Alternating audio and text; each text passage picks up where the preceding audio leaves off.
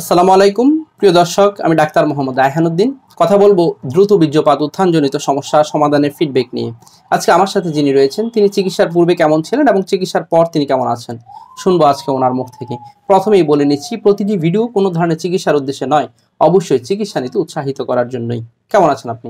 আলহামদুলিল্লাহ ভালো আছি। আলহামদুলিল্লাহ। জি, আপনি মূলত যে সমস্যা নিয়ে এসেছিলেন দ্রুত বীর্যপাত উত্থানজনিত সমস্যা, দুটো সমস্যা নিয়ে ভুগছিলেন।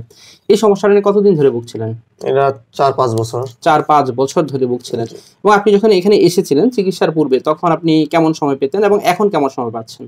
চিকিৎসার পূর্বে বলতে 1 মিনিট সময় থাকতে পারতাম, আর এখন 15-20 মিনিট 15-20 মিনিট এভারেজ সময় পাচ্ছেন। এবং যে এখানে আসার পর এমন কোনো ওষুধ কি খেতে হয়েছে, মিলনের পূর্বেই খেতে হবে, খাওয়ার পর মাথা ধরা, বুক ধরপড় বা চোখ লাল হয়ে যাওয়া, এই ধরনের কোনো সমস্যা? না, এগুলো কোনো সমস্যা হয় না। নরমালি আপনি ওষুধ সেবন করেছেন।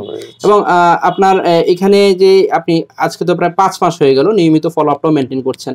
এই যে ফলো আপটা মেইনটেইন করছেন সেটা আপনার জন্য উপকার হয়েছে কিনা? জি, উপকার হয়েছে। উপকার হয়েছে। এবং এখানে আসার পর কিছু ব্যায়ামের কথা বলেছিলাম, ক্যাগেল এক্সারসাইজ, খাবার মেইনটেইন করার কথা, সেগুলো করছেন কিনা? জি জি করতেছি। আলহামদুলিল্লাহ। আপনার দাম্পত্য জীবন ভালো যাচ্ছে তো? জি ভালো যাচ্ছে। স্ত্রীর কোনো কমপ্লেইন নেই এখন? না না না।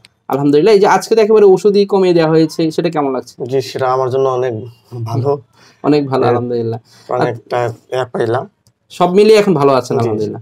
আপনার দাম্পত্য জীবনের জন্য শুভকামনা করছি। প্রিয় দর্শক, শুনছিলেন ওনার ফিডব্যাকের কথা, তিনি যা বলছিলেন আলহামদুলিল্লাহ তিনি এখন ভালো আছেন। যারা এই ধরনের সমস্যাগুলো নিয়ে ভুগে থাকেন এবং ভাবছেন আপনি চিকিৎসা করবেন না অথবা ডাক্তারের কাছে লজ্জাবোধ করছেন, ডাক্তারের কাছে যাবেন কি যাবেন না সেই বিষয়ে আপনি চিন্তা করছেন, তাদের জন্য বলছি, তাদের জন্য উৎসাহিত করার জন্য ভিডিওগুলো, মূলত চিকিৎসা নিতে উৎসাহিত করার জন্য। আপনাকে এখানেই আসতে হবে, বিষয়টি এমন নয়।